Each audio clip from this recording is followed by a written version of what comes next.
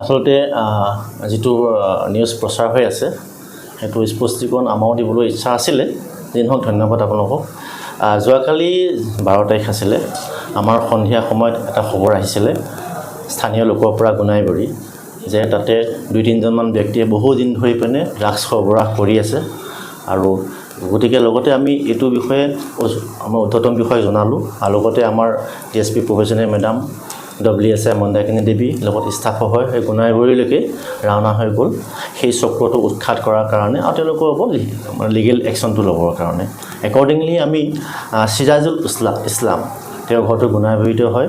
তেওঁৰ ঘৰত আমি সাৰ্চ অপাৰেশ্যন ষ্টাৰ্ট কৰিলোঁ আমাৰ গোটেই প্ৰচিডিউৰ NDPS এক্টৰ যেটো প্ৰচিডিউৰ থাকে গোটেই প্ৰচিডিউৰ মতে আমি কামখিনি ষ্টাৰ্ট কৰিছিলোঁ কিন্তু পুলিচৰ যিখিনি সাৰ্চ অপাৰেশ্যনৰ সময়ত সিৰাজুল ইছলাম যিজন একিউজড তেওঁ আন্ধাৰৰ সুযোগ লৈ পেনে পলায়ন কৰিলে আৰু লগতে তেওঁৰ ঘৰতে অন্য এজন আসামী নাজিমা খাতুন তেওঁক আমি কৰায়ত্ব কৰিলোঁ সাৰ্চ অপাৰেশ্যন কৰাত আমাৰ 9টা ড্ৰাগছ 40 কণ্টেইনাৰ যিবিলাক সাসপেক্টেড হেৰইন হয় সেইখিনি আমি উদ্ধাৰ কৰিবলৈ সক্ষম হৈছিলোঁ কিন্তু সেইখিনি সময়তে এই নাজিমা খাতুন যি দুষ্কৃতিকাৰী বা আসামী আছিলে তেওঁ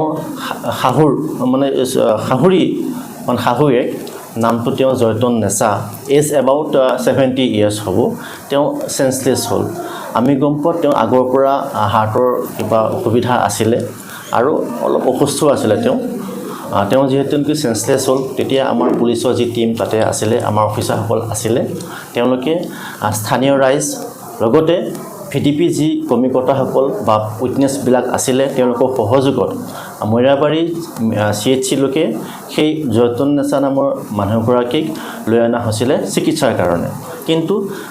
পিছত ডক্টৰে জয়তন নেছা নামৰ মহিলাগৰাকীক তেওঁ বৃদ্ধা মহিলা হয় প্ৰায় 70 ইয়াৰ্ছ তেওঁ বয়সটো হ'ব তেওঁ মৃত বুলি ঘোষণা কৰিলে মৃত বুলি ঘোষণা কৰাত আমি এই বিষয়ে সকলোখিনি গোটেই ঘটনাটোৰ বিষয়ে আমাৰ উদ্ধতম বিষয়াক আমি অৱগত কৰিলোঁ আৰু সেই নিৰ্দেশ মতে আইনী যিখিনি প্ৰক্ৰিয়া মতে আমি যাতে ভৱিষ্যতে ইয়াক লৈ পেনে কোনো ধৰণৰ কণ্ট্ৰভাৰ্সি নহয় কোনো ধৰণৰ কাৰো অসুবিধা নহয় সেই গতিকে উদ্ধতম বিষয়াৰ নিৰ্দেশ মৰ্মে আৰু আইনী প্ৰক্ৰিয়াৰ মতে আমি জয়তন নেছাৰ ওপৰত যেটো আইনগত ব্যৱস্থা পোষ্টমৰ্টেম কৰাই হওক এক্সিকিউটিভ মেজিষ্ট্ৰেটৰ দ্বাৰা ইনকুৱেষ্ট কৰাই হওক সকলোখিনি প্ৰক্ৰিয়া কৰিবৰ কাৰণে আমি যত্নমান থাকিলোঁ আৰু ইতিমধ্যে আমাৰ কামখিনি চলি আছে ইপিনে আমি NDPS এক্টত যিগৰাকী মহিলা আমি ডিটেইন কৰিছিলোঁ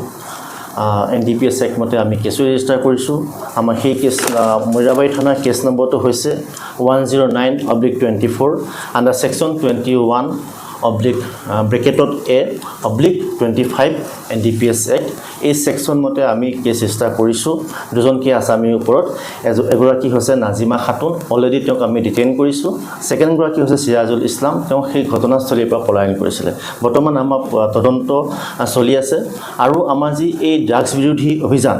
এই অভিযান আমি মৈৰাবাৰীত আমি গাঁৱে ভূঞে বা বিভিন্ন অঞ্চলত আমাৰ এইটো অব্যাহত থাকিব আৰু যিখিনি সৰবৰাহকাৰী আছে তেওঁলোকৰ ওপৰত আমি আইনগত ব্যৱস্থা ল'বলৈ আমি কেতিয়াও পিছুহুকি নাথাকিম আৰক্ষীৰ অভিযান কালত আৰক্ষীয়ে দুষ্ট চক্ৰবিধ অভিযান চলাব একাংশ সংবাদ মাধ্যমে কেইটামান পৰ্টেলে ভুৱা প্ৰচাৰ কৰি আছে যে আৰক্ষী মহিলাগৰাকী মানসিকভাৱে অশান্তিকৰ হাৰাশাস্তি কৰাৰ বাবে মৃত্যু হৈছে বুলি পেলাই কৈছে বাতৰি প্ৰচাৰ হৈছে ভৱিষ্যতে আৰক্ষী এনেকুৱা ধৰণৰ বাতৰিয়ে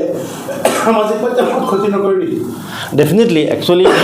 হয় এনেকুৱা আমি যিবিলাক আমি ড্ৰাগছ বিৰোধী অভিযান বা অন্যান্য যিখিনি আমাৰ আইনগত ব্যৱস্থা কৰিবলৈ যাওঁ এনেকুৱা 2-এজন মানুহ আমি কেতিয়াবা পাওঁ যি নেকি তেওঁলোকে এইবিলাক দুষ্ট চক্ৰৰ লগতো হয়তো কেতিয়াবা তেওঁলোকে ইনভলভমেণ্ট থাকে তেওঁলোকে হয়তো এনেকুৱা হ'ব পাৰে যে পুলিচে এনেকুৱা ধৰণৰ একশ্যনবিলাকক তেওঁলোকে ভাল নাপায় বা পুলিচৰ একশ্যন কৰিব গ'লে তেওঁলোকক কেতিয়াবা হয়তো ক্ষতিসাধন হ'ব পাৰে বা ফাইনেন্সিয়েলি কিবা প্ৰব্লেম হ'ব পাৰে গতিকে তেওঁলোকে কোনোবা ধৰণৰ ইমপ্লিচিটলি বা হওক বা এক্সপ্লিচিটলি হওক তেওঁলোকে সেই দুষ্ট চক্ৰৰ লগত জড়িত থাকিবও পাৰে আৰু তেওঁলোকৰ এনেধৰণৰ কথা বতৰা বা অপপ্ৰচাৰে আমাৰ পুলিচ প্ৰশাসনক অসম পুলিচক কেতিয়াও বাধাৰ সৃষ্টি হ'ব নোৱাৰে আৰু সাধাৰণ ৰাইজকো মই আপোনালোকক এই চেগতে মই জনাই দিওঁ সাধাৰণ ৰাইজক ইয়াৰ কাৰণে কোনো ধৰণৰ যাতে বেয়া চিন্তা কৰিব নালাগে পুলিচ প্ৰশাসনৰ